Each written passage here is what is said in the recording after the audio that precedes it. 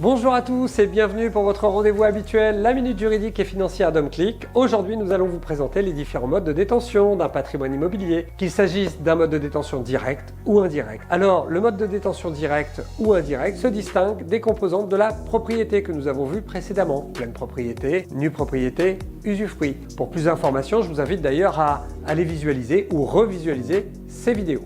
En France, il est en effet possible de détenir vos biens immobiliers, locatifs ou non, professionnels ou non, de manière directe ou indirecte.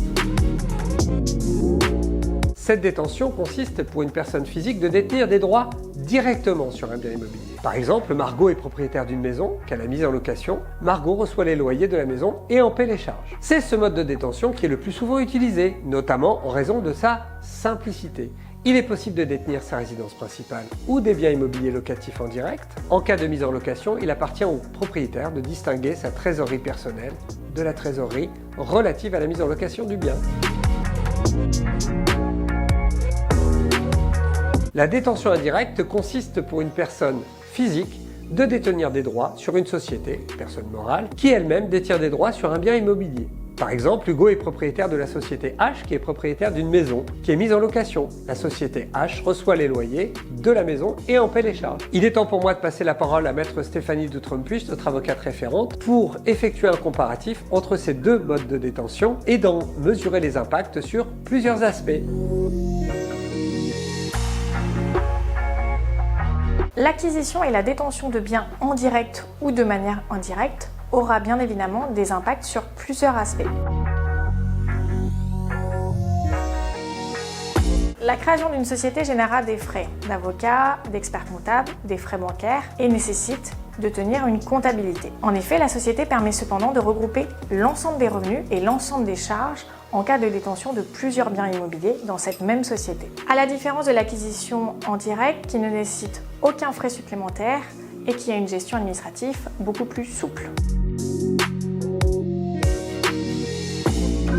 En effet, les conditions d'obtention d'un crédit ne sont pas les mêmes si vous faites la demande du crédit en tant que personne physique ou si c'est la société qui fait la demande.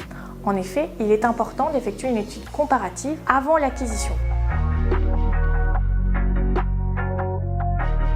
En effet, il est possible d'acheter un bien avec son ou sa conjoint ou toute autre personne. Lorsque l'acquisition est réalisée en direct et que chaque acquéreur a les mêmes droits sur un même bien, on parle bien d'une situation d'indivision. En revanche, en société, les statuts permettront d'indiquer quelle personne effectue quel apport au sein de la société. C'est ce que l'on appelle les associés ou les actionnaires. Et quels sont leurs droits. On pourra bien évidemment distinguer les différents types d'actes, des actes d'administration et des actes de gestion, que chacun pourra ou non réaliser en fonction des statuts.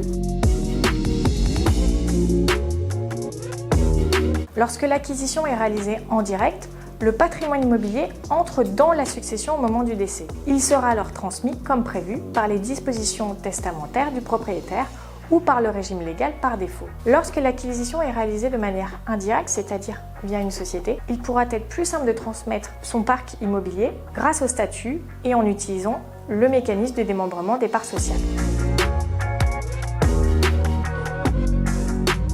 En effet, dans le cas de l'acquisition en direct d'un bien, les revenus locatifs entrent dans la base imposable du ou des propriétaires et sont donc soumis à l'impôt sur le revenu. En fonction de la nature de la location, c'est-à-dire une location meublée ou une location nue, les revenus seront imposés soit en revenu foncier, soit en location meublée. Dans le cas de l'acquisition en direct, les revenus locatifs entrent dans la base imposable du ou des propriétaires et sont donc soumis à l'impôt sur le revenu. En fonction de la nature de la location, les revenus locatifs seront imposés dans la catégorie des revenus fonciers ou dans la catégorie des BIC dans le cadre d'une location meublée. Dans le cas de l'acquisition en société, et selon bien sûr la structure juridique, il peut être possible d'opter pour le régime de l'impôt sur les sociétés ou de l'impôt sur le revenu. En effet, on parle d'opacité si on est assujetti à l'impôt sur les sociétés ou de transparence fiscale si on est imposé à l'impôt sur le revenu. Une étude approfondie permettra bien sûr de définir le régime fiscal qui sera adapté à votre situation et à votre projet.